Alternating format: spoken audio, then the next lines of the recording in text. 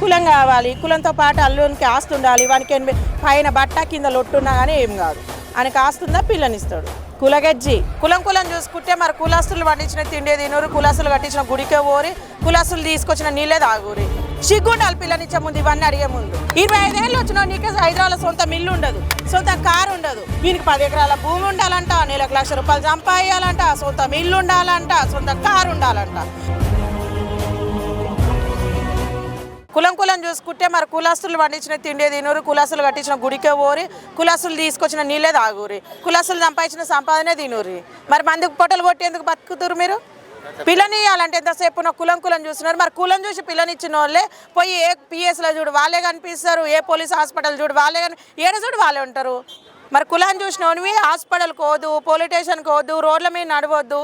ఎందుకంటే ఏ కులం ఓడేసిండో తెలియదు కదా. పిల్లని ఇవ్వాలంటే ఎంతసేపు కులం ఉందా, వానికి ఇల్లు ఉందా, వానికి బండి ఉందా, వానికి బైక్ ఉందా, కారు కొన్నాడా, హైదరాబాద్లో సొంత మిల్లు. నీకు కిందికి 40 ఏళ్ళు 50 ఏళ్ళు వచ్చినా నీకు హైదరాబాద్లో సొంత మిల్లు ఉండదు, సొంత కారు ఉండదు.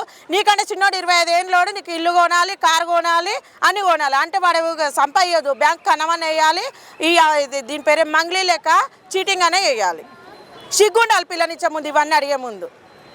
25 ఏళ్ళు వచ్చినా నీకే హైదరాబాద్లో సొంత మిల్లు ఉండదు, సొంత కారు ఉండదు, తిప్పి కొడితే ఎకరం భూమి ఉండదు, వీనికి 10 ఎకరాల భూమి ఉండాలంట, నెలకు ₹1,00,000 సంపాదించాలంట, సొంత మిల్లు ఉండాలంట, సొంత కారు ఉండాలంట. వాడు ఎట్టోటి అంట్లు దొంకుతాడనే సరిగా సూనిక ముద్ద లేకపోయినా సరే ఇంకా ఆస్తుని చూసిస్తారు. మరి నువ్వెన్ని కోట్ల ఆస్తి సంపాదిస్తున్నావు? మళ్ళీ కులం ఉండాలల్లా, సిగ్గుండాలి గింతనన్న పిల్లనిచ్చే ముందు. కులం కావాలి, కులంతో పాటు అల్లునికి ఆస్తి ఉండాలి, వానికి పైన బట్ట కింద లొట్టున్నా కానీ ఏం కాదు, ఆయనకు ఆస్తుందా పిల్లనిస్తాడు. ఇప్పుడు కావాల్సింది అది. నిన్నగాక మన అన్ననో తమ్ముడిని పెళ్లి చేసుకున్నట్టు చూడు, దానికి ప్రపంచంలో మొగోళ్ళు దొరకలేదేమో, దానికి ఒకటి మొగోడు దొరకలేదేమో. మరి అన్నని ఎట్లా చేసుకుంది, అదెంత లజ్జ తప్పిందో. ఈ మొగోళ్ళే దొరకలేదా ప్రపంచంలో? అన్నని తమ్ముళ్ళని లేకపోతే అవతలోని ఈతలోని చేసుకున్న ఎంతమంది మొగోళ్ళు లేరు?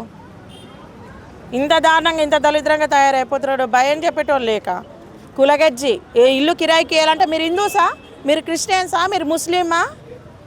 అబ్బా ఇంట్లోకి వెళ్ళి బయటికి వెళ్ళనట్టు. ఇక ఇల్లు కిరాయికి ఇస్తుంది కూడా, అమ్మ మీరు క్రిస్టియన్స్కి ఇయ్యం, అమ్మ మేము ముస్లింలకు ఇయ్యం, మేము హిందువులకు ఇయ్యమంట. మరి అట్లాంటప్పుడు కొంప కిరాయికి టూలెట్ బోర్డులు పెట్టుకోవద్దు. టూలెట్ బోర్డులు పెట్టుకుంటే ఓడైనా అడుగుతాడు.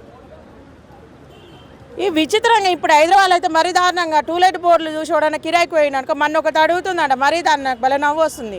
కింద మీరు బండలు ఇల్లు నీట్గా పెట్టుకోవాలి, మొత్తం బండలు కడుక్కోవాలి, వాకిలు ఊక్కోవాలి, ఇల్లు నీట్గా పెట్టుకోవాలి, నెల కరెంటు నెలకు కట్టాలి, ఇవన్నీ కట్టాలని. నీకు ఇంట్లోకి కిరాయికి వస్తుంది, అది వాచ్మేన్ ఎంతకి.